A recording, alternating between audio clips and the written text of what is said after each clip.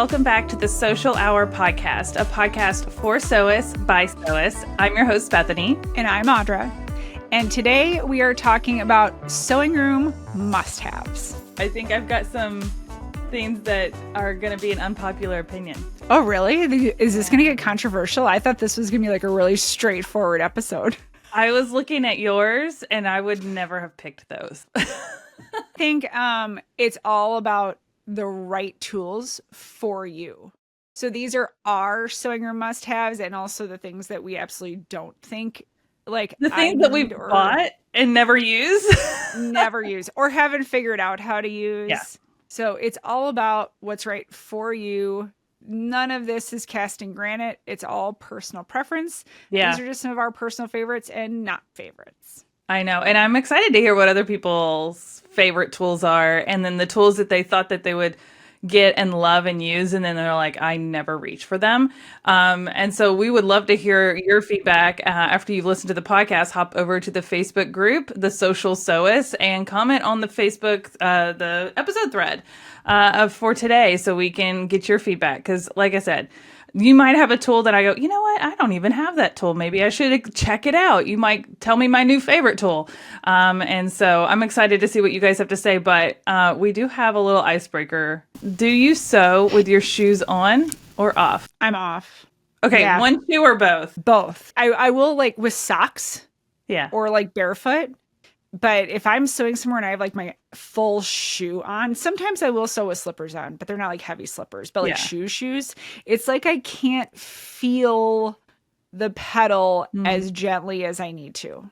I don't know. It's like I need to be one with the machine, and part of that is me not having shoes on. That's funny. I was thinking about this, and I used to be like a firm one shoe on, one shoe off. Just when I was sitting and using the pedal, then the shoe would like go back on. Usually like a house shoe or a slipper or something I can easily pop on and off. If it's like a tennis shoe or something like that, like I'll probably just leave it on because I don't want to have to take my shoe off. Like I'll just be fine. And then, but that's at my house. And when I'm at my house, I'm usually in my house slippers. Like I don't ever wear socks. I hate wearing socks. I only wear socks when I have tennis shoes on. So I'll just slip the slipper off or I'll just leave it. But when I'm in public, so if I'm sewing somewhere else, like my monthly sewing club or something like that, I do not take my shoes off. But there are people that will still kick off a shoe at sewing club. It's to each their own. In the comfort of my home, I'll probably kick a shoe off. But it's just to pedal. And then I pop it back on. I don't like my feet to have two different temperatures. Tell us in the Sewcial Sewists Facebook group, are you shoe on or shoe off? Now that you've pointed out sewing in public, I always have my shoes on sewing in public. Yeah. So now I feel like I'm a little bit of both. But tell us, team shoe on, team shoe off. Yeah, for sure. For sure. So my must-haves, and I brought them to show. So if you're watching this episode over on YouTube, you'll be able to see them. But my must-have, and I don't leave home without it, no matter where I'm going to sew, is a point turner. It's a must-have, but this one has the curve on the other end, and you can use this for like scoring your fabric, essentially. As a hair marker? Yeah, to mark your like quilting lines or something like that. This is by Clover. You can get this off Amazon or at a quilt shop or whatever. There's different ones. There's some that don't have that like extra curve, but I really like this one because it has like a good curve for the hand. But I don't like leave home. Like this is my must-have. I probably reach for this more than anything else. So this is one of my must-haves. My other one, and I concur with that, by the way. My other one I didn't grab. It's attached, and the reason I didn't grab it is because it's attached to my sewing machine. But everybody needs a good pair of like snips and scissors and those kind of things. But mine have a retractable clip, kind of like a badge clip, and it attaches to my snips, and then it clips to like the power cord of the cord for the presser foot next to my machine. So every one of my machines, except for this one in here, I need to get an extra pair. They all have snips attached to them. All of my sewing machines, my serger. So I'm never like reaching and trying to find a pair of snips. Now I do have like these little bitty ones that I don't clip to anything, and these will kind of float around and live in my bag that I have all my favorite tools in. But the retractable scissor snip, like badge reel thing is a must. It's a must for not losing your scissors. And when you have multiple machines in multiple rooms that you work at, like I do, I don't want to have to keep going back and forth trying to find every little thing. So everything's attached. Like those scissors are attached to my machine. So that's a must-have for me. What about you? What are your 2 must-haves? Okay, my must-haves, which it sounds like you are you never would have thought of, is Fray Lock or Fray Check, depending on what I'm working on. When I'm working on apparel, I love Fray Check. When I'm working on bags, and I've been doing just, especially for webbing, is Fray Lock. So when I'm doing my webbing for bag making, before I actually cut most of my pattern pieces, I actually cut my webbing pieces first and then put Fray Lock on all of them, let them all dry. Because then by the time I get to the point where I start making my webbing's good to go. And this E6000 Fray Lock has never let me down. It doesn't discolor. Do you like that Fray Lock better than the Fray Check? Because I've never used that. I've only used Fray Check. I use Fray Lock for webbing. I use Fray Check for clothing. So Fray Lock must have a stiffer hold or finish. Yeah. And do you just put it on the ends where you cut it? Mm-hmm. Okay, the short ends. Yeah. I was wondering about that the other day because I made that crossbody and I took it to Australia with me. And by the time I got back, because I wore it everywhere, every single day, it's the only bag I took. I noticed that my webbing was fraying on one spot and it started getting longer and I was having to snip it because I didn't have like a lighter to kind of singe the ends. But even after I did that when I got home, I'm like, it's still fraying and I wasn't sure what to do. Yeah, Fray Lock is your friend. Okay. So Fray Lock, I don't actually burn my ends of my webbing. I only use Fray Lock. I have bags that I've used every day for 6 months to a year. My last sling bag I was using for a solid 6 months, not once did my webbing ever fray. Did this ever discolor? It holds up. It doesn't mess up seam allowances. I absolutely can't live without it. So that's number 1.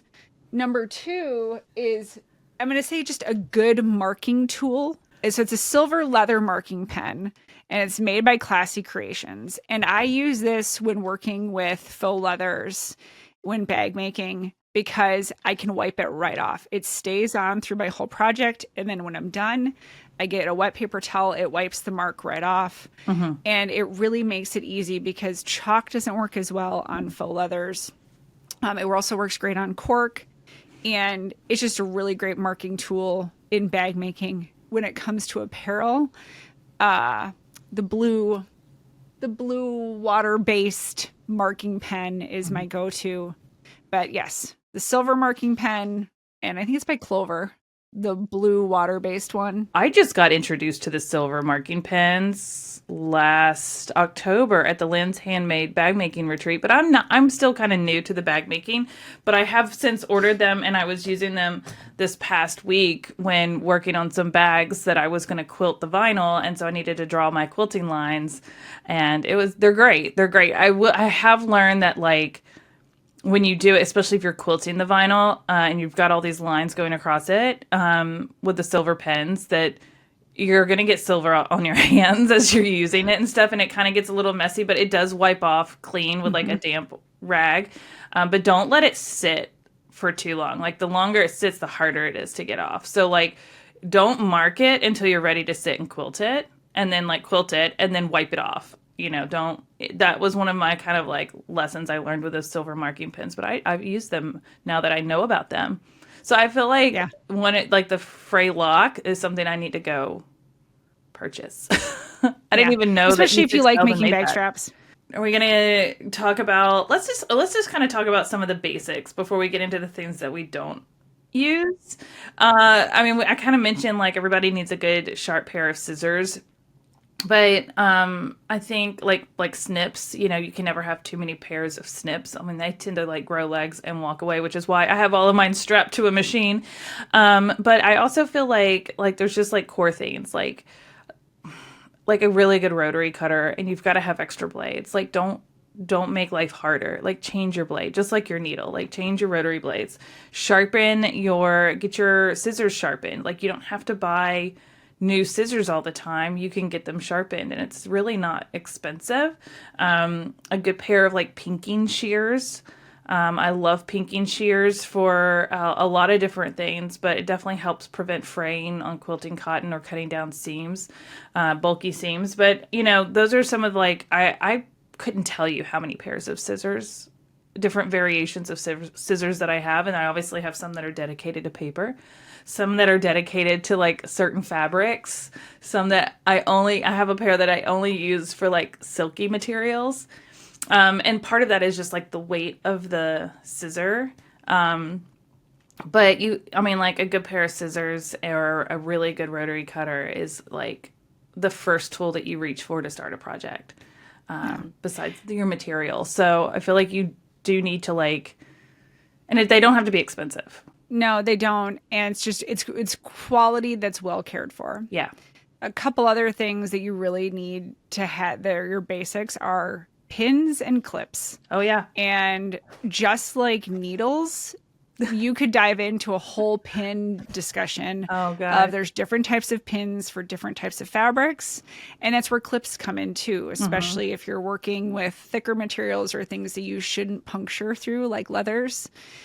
Clips are an absolute go-to. I've got multiple different sizes of clips, multiple different lengths and points of pins. I don't know how to say that. Well, I mean, there's some pins that are like really long and thin and then the heads are flat so that the whole pin will lay flat and your fabric will lay flat as you pin it. There's just some like of the cheapo, like with the little balls and they're a little thicker. But I typically reach for a clip unless I have to pin something in the middle of something. If I can't clip it, then I'll pin it, but my default is a clip. Because I just will poke myself with pins and bleed every single time. I'm so clumsy with them. And I just really enjoy clips. I just find it so much faster and easier for me. And I feel like I get a better hold. But there are certain moments with lining up like my blocks or my foundation paper piecing when I'm putting all my pieces together to line up my seams that I will definitely use a pen to like line up the seams. But then I'll go through and clip the rest of it in between.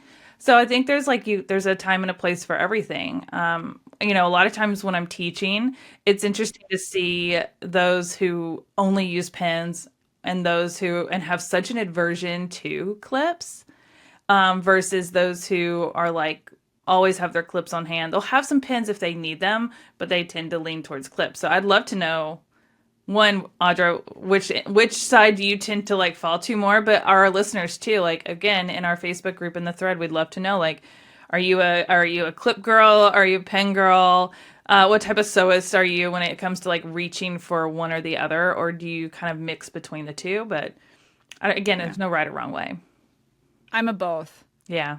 And it depends on the project. For example, if I'm making a bag, I will say I'm in final assembly, I will clip the exterior portions, and then the lining I will pin.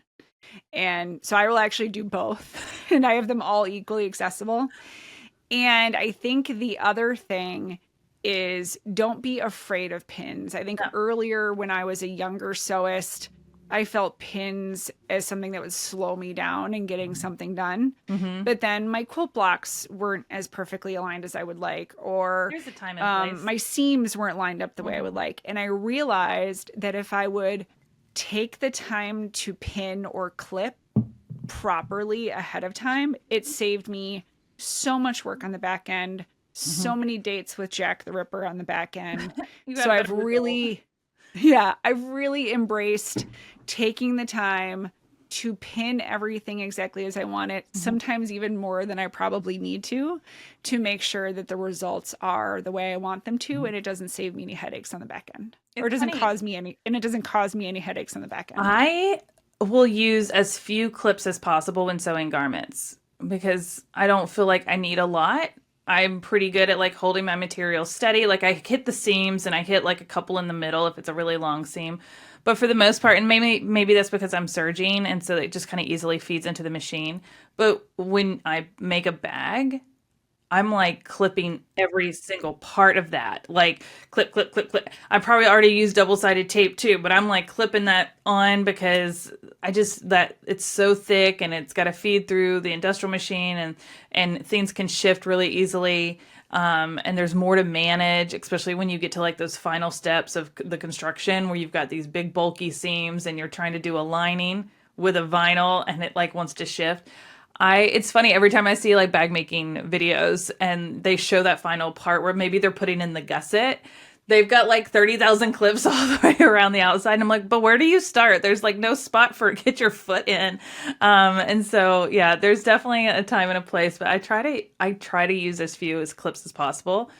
But there are definitely times where I'm like, I just need these clips like next to each other, like boom, boom, boom, boom, boom, like back to back. It's funny. There was someone, I think it was when I was in Sydney, she had clips, but her clips weren't square like on the end like that, like the clover clips. That came to a point. It was like narrowed down to like a really specific point. I didn't really understand why, but I liked it. She let me like use one and I was like, okay, like that's like if I was trying to like precision line up a seam and I didn't want to pin it, like that precision point on that clip was kind of cool, but I don't know, I found that different. I hadn't seen that before. So again, I'm still seeing things that I didn't know existed, and I'm sure there will be new things invented that we'll all get excited about. What else do you feel like we can't live without? I think What other those are the tools? basics. I think we need to segue into the things we think we can live without. Well, can I share one more thing I think I can't live without? Sure. So obviously we talked about a seam ripper. They're your friend, not your enemy. They're only there to help you in your time of need. But I had a friend that made this one for me. It's a wood turned one. One end is the seam ripper. The other end is a stiletto or awl. I find that I use this so much, especially with bag making. Getting the zippers to stay in place, especially if the zipper is on a curve or something. I use this often. And so this is another tool that I feel like I can't live without. I know you said to pick two, but I had to throw a curveball. And No, I'm actually going to piggyback on that one. I love a stiletto. And funny enough, my favorite stiletto, well, I actually have two. They're right here. Do you know what this is? No, it looks like a chopstick. It's actually a porcupine quill. Really? So I was at the Great Wisconsin Quilt Show with my mom, and there was a booth that had this. I'm like, oh, what is that? They're like, it's a stiletto. And I'm like, she goes, but it's also a porcupine quill. Oh, I love the novelty of it. It's $5. I use this thing like mad. You can use that as a point turner too. It's a little sharp. It is sharp. It is sharp. Really? So you can I have tried it, but I use like the more blunt end. Yeah. So you for those of you not watching, it's like what, like 8 inches long. It's super long. Narrow. Cool I use color. this thing like crazy. It's the best $5 I have spent in my sewing room. I would have probably in my sewing career. Absolutely paid more money for that. Yeah, she could have charged more. Oh yeah. And then so I've got a bigger stiletto. This one is from Modern American Vintage. I use this one on bigger bag projects just because it's got like a stronger end. Yeah. But I love stilettos. Okay. Modern American Vintage makes these stunning. Is that wood? I have a whole, yeah. So it's all wood. And I've got like a matching seam ripper. Oh, I love that. And a matching a matching hair marker. I want all of those. Yeah, Chris does an amazing job, and he's making so much beautiful stuff. We'll put it in the show notes. Because, you know, I mean, these are like tools that, yeah, I could like buy some inexpensive thing off Amazon or a box store or whatever. But when you really get into it, you find that like you want to use like special, unique, pretty. Like I have other seam rippers. But I love that this was handmade for me, and this is spun and it's nice and smooth. And I have a couple like this actually. But this was the one that always stays. And I put, all of my little must-have sewing tools fit in my little bag on top of all of my clips. So I just stick it all in there. One other thing that I don't know if you use this often, a seam gauge. Mm-hmm. I mean, it's like a great little mini ruler. It's another tool that just always lives in my clip bag. And so wherever I'm going, because I sew a lot on the go or in different places in my house, that I'll just like have all those little tools just fit in my little bag that I made, and I can just take it easily from place to place. And I know I always have what I need. And then underneath is all the clips I could possibly need.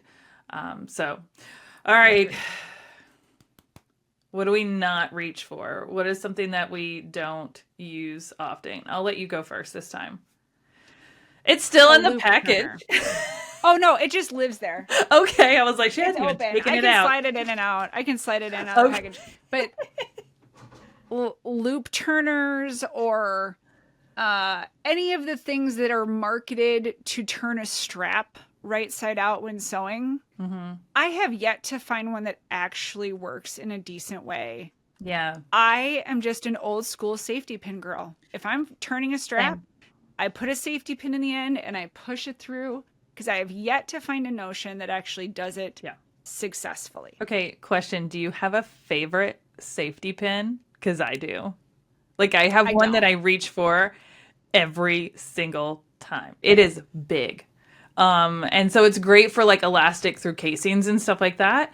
Now, when I'm doing like spaghetti straps or swimsuit straps or things like that, I won't use anything because of how I sew the straps together. It's called a tube turn with a thread tail from a serger. I actually have a whole video about it over on my Instagram. Like, I didn't know I didn't need a tool to turn the spaghetti straps or the swim straps, because if you're going to serge it, you just have a really long tail that feeds through the middle of the strap. You don't sew, and then you use that tail to pull it right side out. And it's so quick and easy, especially for the really, really skinny straps. Or like the satins. Okay, I'll be watching that video. Yeah, I'll put it in. I'll send it to the Facebook group because I haven't posted it. It's been a long time since I shared it. I used it, that technique, and I shared it when I was making my own drawstrings for my like loungewear pants, because I didn't want to use like a pre-made strap or drawstring. I wanted it to match the fabric. So I made my own drawstring strap out of the fabric, the French terry I was using. And it was perfect, and it was easy, and it's like the only way I do make drawstrings now. So, awesome. Super easy. Anyways, loop turner, not your go-to. I don't even think I own one. I've tried like a bunch of different ones, and I know there's probably a better term for them, but that's what Dritz calls them. But I'm just like, I can't get behind it. Give me a safety pin. It might take me, it'll be faster than whatever notion that I have that doesn't work. If it ain't broke, right? Okay, this may be a little controversial, or you may not even know what it is. It's one of the two. Clapper? I had to dig to find this because I was like, this is my least used tool, but then I couldn't remember where it was. I just don't get it. I bought it because I was like, oh, everybody says I need one of these for my seams. I don't have the patience to sit this on there. Like, I'm pressing and I'm moving on. Like, I don't get it. I just don't. I feel like if you have a really good iron to get a nice, good seam press, then you don't need this. I could be wrong. And that's okay. But that's my opinion. I could go either. I have two, actually. I have two, but I don't know where the other one is. I'm not sure how I ended up with two. But I use them. I use it sparingly. Yeah. And it's the only time I really use it, because I'm similar to you. I just want to press and move on. Yeah. It's if I'm using like thicker, denser materials that I really need to get a nice locked in press. So denim or a heavier canvas, I'll use it for that, and it seems to kind of help get a nice crisper seam. But for the most part, I feel like I can live without it. And then I got these at Quilt Market in Houston, because I saw all these bag makers using them, and they're not scissors. What are these like called? That's what my orthodontist used to use on my braces. They look like a surgical tool. Yeah, to like put the rubber bands around your braces. Yeah. Yes, that's exactly what it looks like. Because you can lock it in place to like pinch and hold things, and like people will use it to like grab their thread to tie it off or whatever. I bought them. I thought they were cute. They're like, iridescent or whatever. And I don't reach for them. Yeah, I'm not sure. I'd rather just use tweezers. So for those of you who are not watching on YouTube, it's like a pair of scissors that has a clamp in the middle, so it'll lock into place. But they don't cut. But they don't cut. It's just like it holds it into place with a locking mechanism by the handles. There's a technical name for these, and I can never remember it. And I'm just going to look it up because it's going to drive me nuts. Yeah, I remember those vividly from years of braces and orthodontia work. They come from it's what they use when they're like doing sutures. Oh, yeah. This is the threadostat is what these are called. Threadostats for thread grabbing. I got them, and then I'm like, well, I just keep reaching for my tweezers. Like if I need to get my thread out from under my machine or reach for like on my industrial, you have to put the thread not just through the needle but through the hole in the foot and then bring it out, and it wants to go down into the machine. So I'll use my tweezers to grab it. That's basically what this is. They're cute. I thought I needed them for bag making. Could have saved some money. Yeah, going back to the beginning, I mean, it's all about the right notions for what you're working on. And you've got to figure that out for yourself, because you might listen to everything Bethany and I said and completely disagree. Your list might be completely flip-flopped. And that's what works for you. And that's what's great about all of our sewing and creative journeys. Yeah. Is we find what works for us, and that's what we do. And that works great. And I would say like to your point, it really depends on the type of sewing I'm doing as to what the tools are that I need. Like I have a separate bag of tools that I reach for when I'm doing my bag making versus my general sewing. Like I'll still grab this because I want all my clips, but there's like double-sided tape and some like other things that come into play with bag making, and those stay in their own little bag because I don't need that all the time. So it will vary a lot. I do a lot of different types of sewing just like Audra does. So we have kind of a bigger spectrum of tools that we need, but I feel like the ones that we've shared today that we can't live without are very universal for different types of sewing. With the marking pens and the point turners and those kind of things, like you can't go wrong. You can't go wrong. No, so you can't go wrong. So to kind of shift gears a little bit, let's talk about our Stitch and Share segment this week. And this is just a little casual chat of like what we're currently working on, things that we've got going on in our own personal sewing or work-related sewing, or just upcoming things that we're prepping for. So, Audra, what you got going on? I am in some vacation prep mode. I am notorious for last-minute vacation sewing, and I am trying to not do that this time around. I applaud the effort. I am really ahead this time, and I think I've gotten to a point too where I have so many handmade travel related things or just handmade basics that I don't need to make as much, but there's some fun things I want to make for this upcoming trip. Yeah. And I'm approaching it like a capsule wardrobe. I love that. So I actually created a slide deck of the outfits I want to take, what interchanges with what, so I can take X amount of items and then have X amount of actually outfits from those items. Yeah.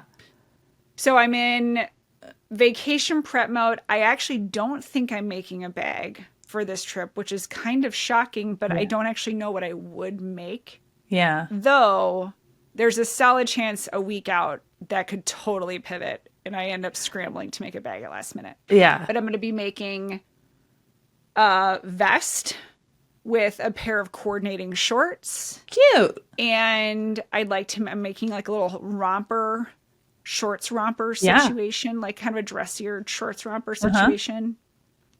Well, and I love that you talked that you're like in the mode of like sewing for vacation, because I think it varies on like where you're going as to what you want to make. Like, is it a big event trip? Like, is it a big deal that you're going to this place or the season or whatever, that you want to make something special because this is like a big like bucket list trip? Or is this just like another trip to like a sewing expo to see all your sewing friends, so you feel the need to like maybe make a new sewing garment that you know and be fun that way? For me right now, I went yesterday to get fabric at a place called Stitcher's Garden in Nashville. I love them there. It's a massive store. It's all like quilting cotton. But I got fabric to make quilted shoes. Oh, I want to do that. I know. I'm so excited. My friend Jennifer and my friend Jen, the three of us are making them tomorrow at Sewing Club together. We all ordered our soles. There's like a kit for the soles. And then the pattern is free. And I'll put all of this in the show notes, or I'll put it over on the Facebook page. It's easier to share stuff, links there. But I'll put some of this in the show notes. But we all picked out different fabrics, and we're just gonna see how it goes.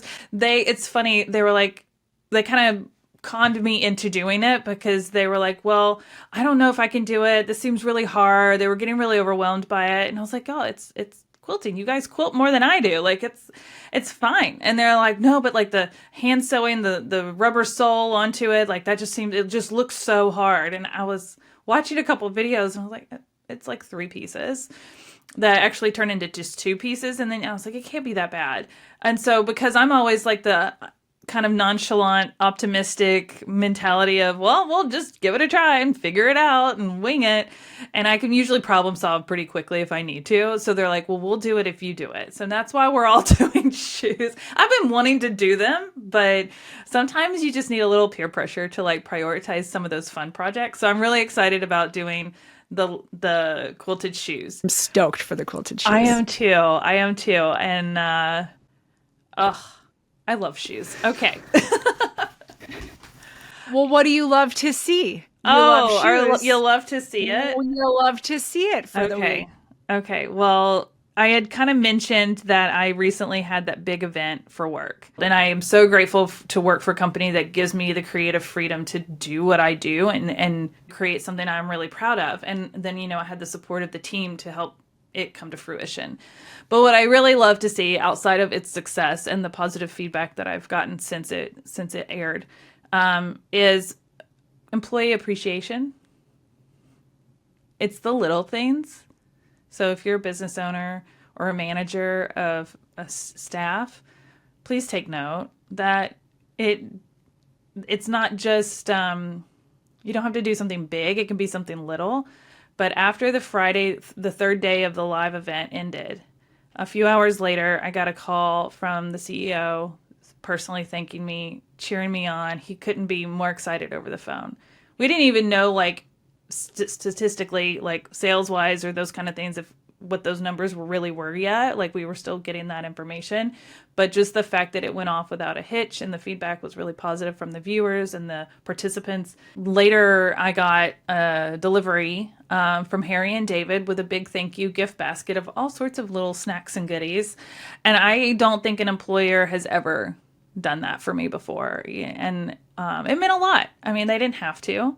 I was doing my job, but they knew I put my heart and soul into it, and they were just really grateful, and it meant a lot. So if you manage people or you own a company, it's amazing, what a little phone call, a gift card, coffee on me because I know you're working around the clock kind of thing can really do to keep someone's spirits up during those hard times when they're working extra hours and putting in a lot of work and really stressed out. Like, those times happen with any job, but to recognize it or to help support them get through it because it's going to be worth it, it really does prevent some of that frustration and burnout from being so bad. So that's my you love to see it, is the thoughtfulness of my employer.